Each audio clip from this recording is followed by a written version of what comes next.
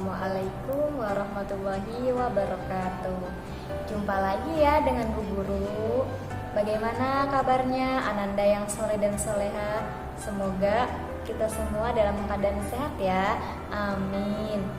Untuk materi hari ini kita akan belajar tematik.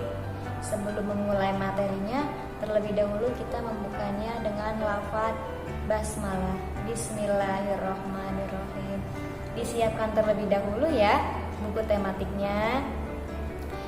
Untuk tujuan pembelajarannya setelah Ananda menyimak video ini yaitu sebagai berikut.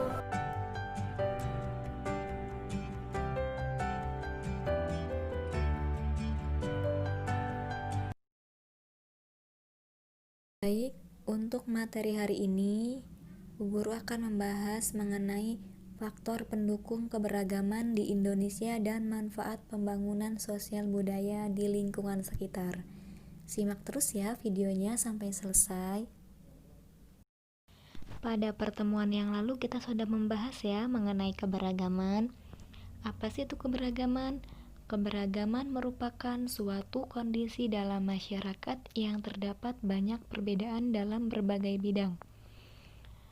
Keberagaman suku bangsa dan budaya masyarakat di Indonesia dipengaruhi oleh beberapa faktor, baik faktor dari luar maupun faktor dari dalam. Dan bukan hanya faktor dari dalam maupun dari luar, tetapi juga dapat dipengaruhi oleh faktor dari diri sendiri dan masyarakat. Keberagaman Indonesia dapat disebabkan oleh beberapa faktor, antara lain faktor yang pertama yaitu letak geografis.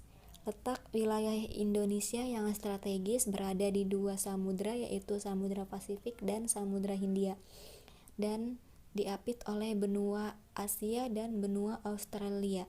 Wilayah Indonesia yang strategis ini Indonesia menjadi jalur perdagangan Indonesia dan menjadi lalu lintas perdagangan Indonesia.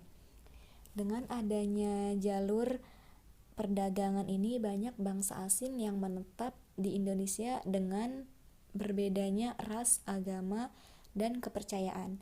Secara tidak langsung, para pedagang juga menyebarkan budaya mereka ke seluruh wilayah Indonesia dan mengakibatkan sebagian dari masyarakat Indonesia yang terpengaruh faktor dari budaya asing.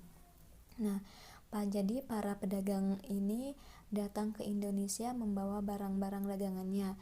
Kemudian selain itu, para pedagang juga menyebarkan budaya mereka ya ke seluruh wilayah Indonesia. Maka dari situlah banyak sekali budaya asing yang masuk ke Indonesia. Nah, itu salah satu pengaruh keberagaman di Indonesia, yaitu dari letak geografis.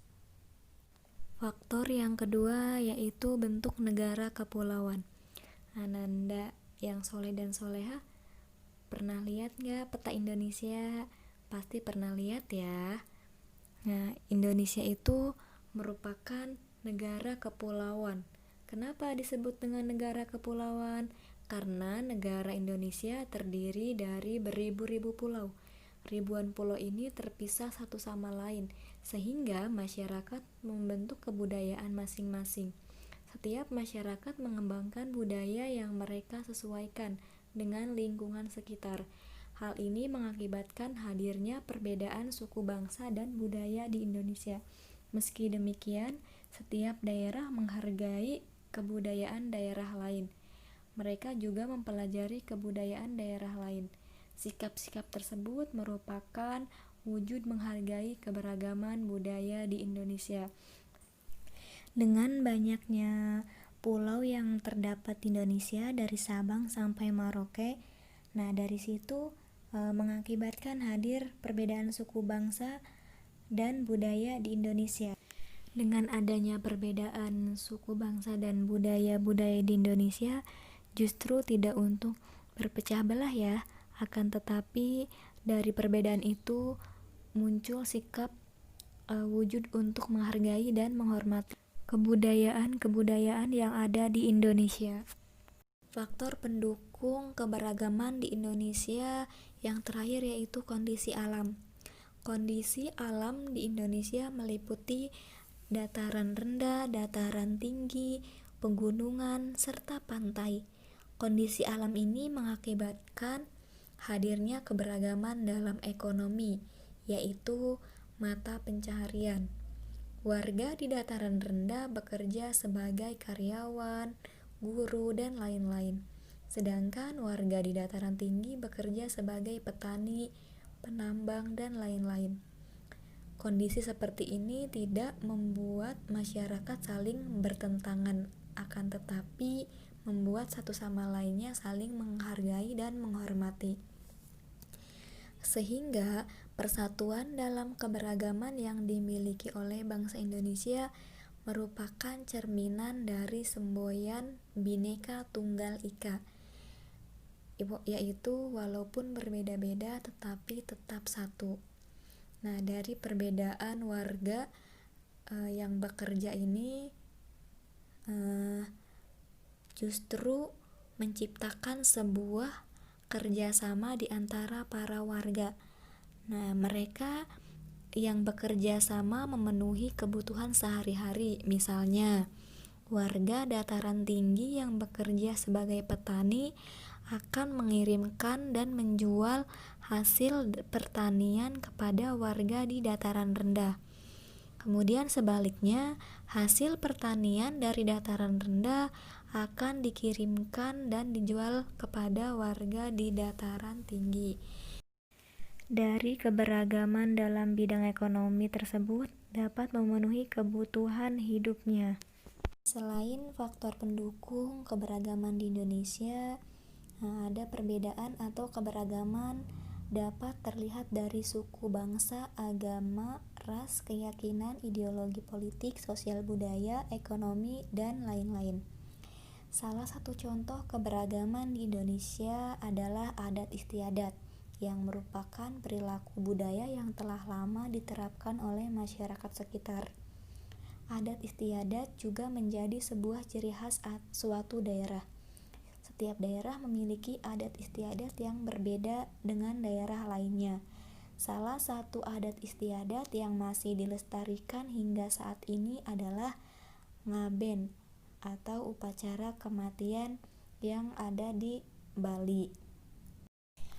Dari kebudayaan masyarakat ini juga mempengaruhi perkembangan pembangunan sosial.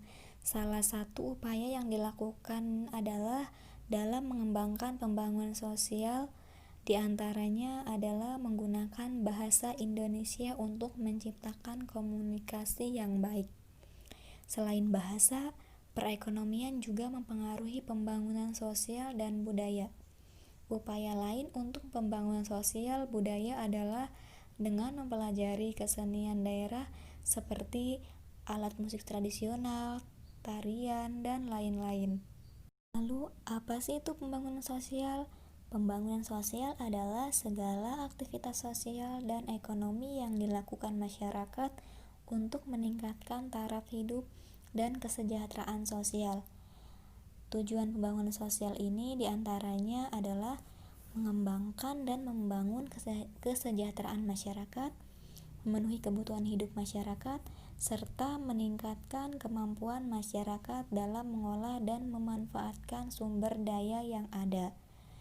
Kemudian tujuan pembangunan sosial yang lainnya adalah banyaknya pemuda dan pemudi yang peduli terhadap kelestarian adat istiadat daerah setempat. Kemudian apa saja yang termasuk pembangunan sosial dan budaya? Yang pertama, di bidang ekonomi. Terlihat pada gambar ya, merupakan gambar kegiatan ekonomi di Pasar Terapung yang berasal dari Kalimantan. Kegiatan tersebut merupakan salah satu cara meningkatkan pembangunan di bidang ekonomi. Kemudian yang keduanya di bidang sosial budaya.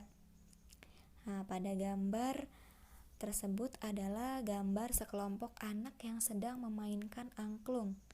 Alat musik tersebut berasal dari Jawa Barat.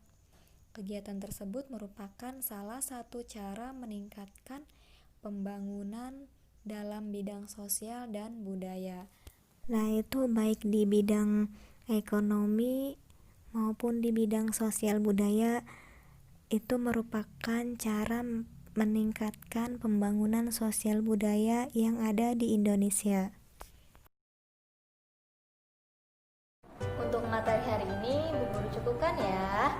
Kita akhiri dengan membaca lafaz hamdalah. Alhamdulillahirabbil alamin. Semoga Ananda bisa memahaminya ya. Tetap semangat belajarnya dan jaga kesehatan. Kurang lebihnya mohon maaf. Billahi taufiq wal hidayah. Wassalamualaikum warahmatullahi wabarakatuh.